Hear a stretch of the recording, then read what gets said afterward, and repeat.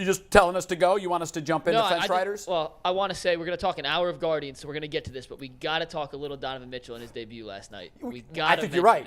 We do. We don't want to overstate it. It's the preseason, right. But Jason and Brad, you guys are here. That's the perfect time to get your thoughts on what we saw. They lost a close game. I think it was 113-112. In the first half, it's tended to be the way these teams will look, although the urgency clearly wasn't there.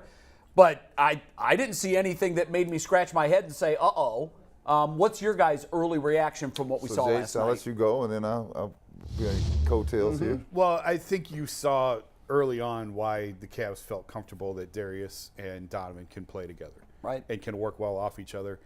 I said I think Darius proved he should have the ball in his hands all the time. The Cavs said, no, we have metrics, and we believe Darius can thrive without the ball in his hands in the right situation. Obviously, it didn't work with Darius and Colin for a variety of reasons. Donovan is a different player than what Colin was.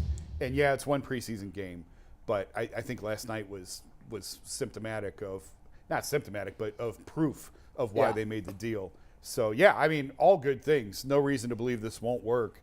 And I am curious now to see Darius more in an off-ball role and see how he thrives in a shooting role, really, without the ball in his hands. And I'll say this. So to me, it was built. It was advertised as built.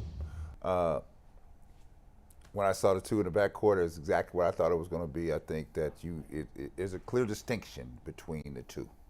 Donovan Mitchell was a go-to guy down the stretch. You can put the ball in his hand, and I'll tell you how I know this. At the beginning of the game, you know what they had on Donovan Mitchell? P.J. Tucker. Yeah, P.J. Tucker. So you know what that tells you?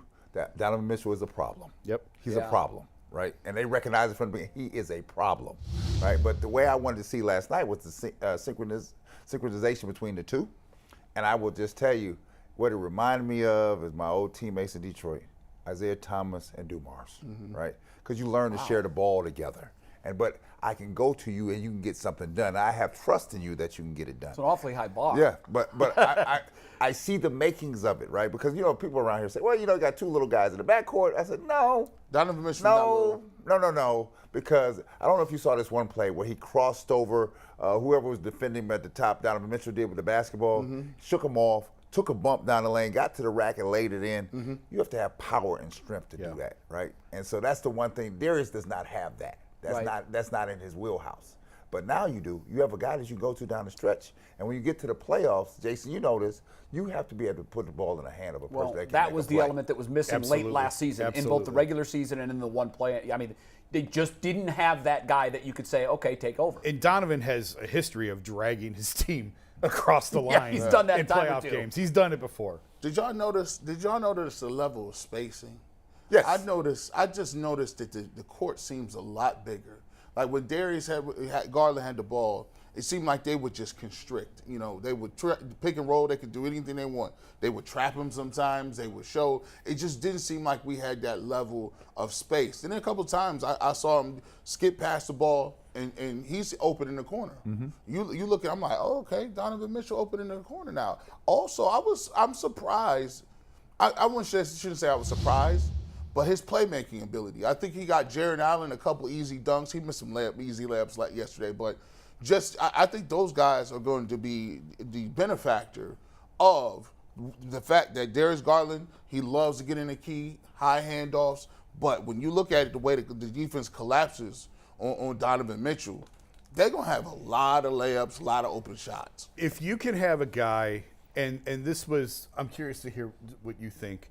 The LeBron-Kyrie championship teams, Deion Waiters is a good example. They just wanted Deion to stand in the corner and just wait for the ball to come to you. It didn't work for him. That wasn't really his game.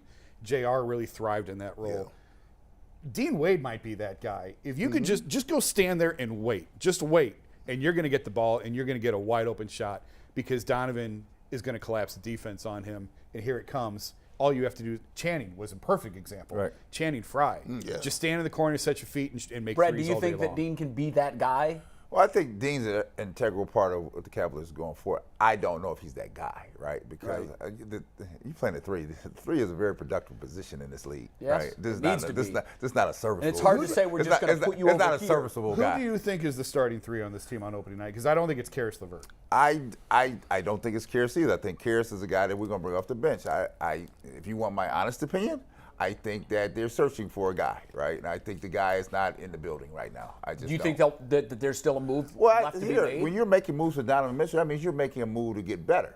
And Right. if you're honest about yourself, you look at your roster, you go through the training camp, you say like, okay, let me look at these guys, but let me tell you this. The three position, the small forward in the NBA is not a serviceable guy.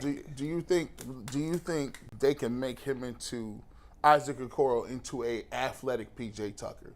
But PJ Tucker can hits the corner three. He hits the corner three. He can hit that on a more consistent basis. But you look at the athleticism in Okoro. Can he play that I think role? the only thing missing out of Isaac Okoro's game is his ability to shoot the basketball Right. on a consistent basis. But his energy, his defensive prowess, the things that he brings to the table are going to be key. He's going to play a lot here, right? You're going to play a lot here. I still think that as you're putting this team together, you're looking to get better, right? And you'll notice after a few preseason games what you have and a few preseason practice. And if you got to go out and get somebody, well, you'd already invested in Donovan Mitchell. You got to go find somebody. How difficult that might be, though, Well, at this point. I mean, well, they're there's not not a lot of falling out of the assets. sky. There's not a lot of assets left. Here, when we're looking, we're not looking for an NBA All-Star. That we're not. We're looking for a guy that can do some things. So Right. A guy that can shoot the basketball, a guy that understands his role, a guy that don't want to be bigger than he is. Do you have any ideas in mind? or is this- Well, here, the first ideal is this: do you want to pay? Because these guys not coming cheap, and you try to find somebody on the veteran minimum if you want to. But you got. It might be a little more easy to attract a player with this roster.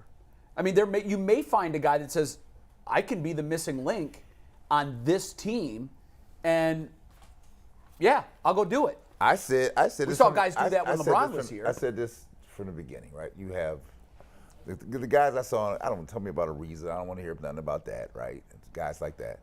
I said you had Melo out there.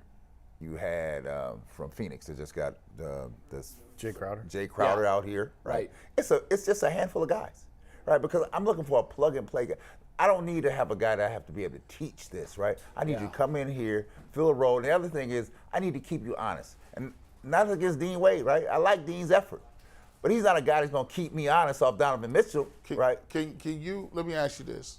I mean, maybe I'm sipping my little coffee here, and I might be in left field. Right. Can Mobley play this three? I've said for a year, if Evan can play the three, you go from being an all-star to a transcendent Kevin Durant class. I really believe that. Yeah, but But the pushback has always been no, he's not. yes, I mean, do you really want to do that, Brad? Here's the deal with the three, right? And Evan is evolving. Yeah. So his game is nowhere near where it's going to be at the end. Until he learns to put the ball on the floor at the three, right? We can't have you at the three. No, we cannot. We just cannot, right? And they don't want him guarding the three for long stretches. The three is No, gotta wear 'em. Here, you talking to a three. So let me tell you my matchups on the three position when I was playing. This is my nightly matchup. Julius Erving, Larry Bird, Dominique Wilkins, Bernard King, Kiki Vandeweghe, James Worthy. You got Mark buckets. Aguirre. Yeah, that's tough. I got to go back and get that film. You might be see getting what some I'm saying? buckets on you. yeah, and it's the same caliber of player in today's game that he would be matched up with on a nightly basis. And then on the other side of the ball, when Doug Collins was the coach, he was like, when I got to Chicago, he was like, oh, no. You bringing the ball up. You got it. That means you initiating the offense. That means when we take it out of bounds, they're not going to Paxson on the point. You bringing it up on the dribble drive. right. And so I got all 94 feet. Somebody hawking you. Yeah. You better be able to put that ball on the floor, Yeah. right? So that person has to be like that. Now, I will say this. It's a little bit less more in Cleveland because you got Darius and Donovan Mitchell.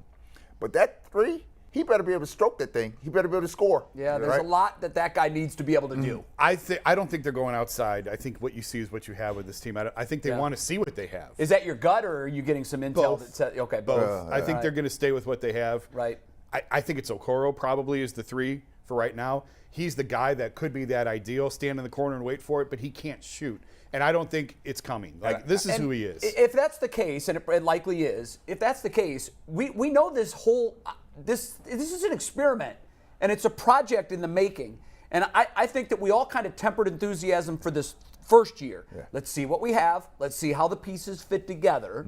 Perhaps that player will emerge from this roster. Just likely won't be this year. You just need a guy who can defend the spot. That's all you That's need. the- You got that's the scoring biggest everywhere part else. of So it this. really, Yeah. to me, it comes down to Okoro or Dean Wade. JB loves to go big, so maybe Dean goes back to that 3 bigs lineup. Right. It's one of those two guys. I'm leaning Okoro, to me, it's one of those two. What you can, I know we got to move on, but what you cannot have is somebody play off the 3 that becomes a rover that says, oh, I don't have to guard as much. I'm going to flood Donovan Mitchell. I'm going to flood Darius Garland. I'm going to shade off of them. You cannot have that because that becomes a problem for Mitchell or Donovan Mitchell or Darius Garland. So I think the early returns are, at least from my standpoint, I was very excited about what we saw last night, and there is incredible optimism for what this team can become. Huge upside coming this way. Huge. All right.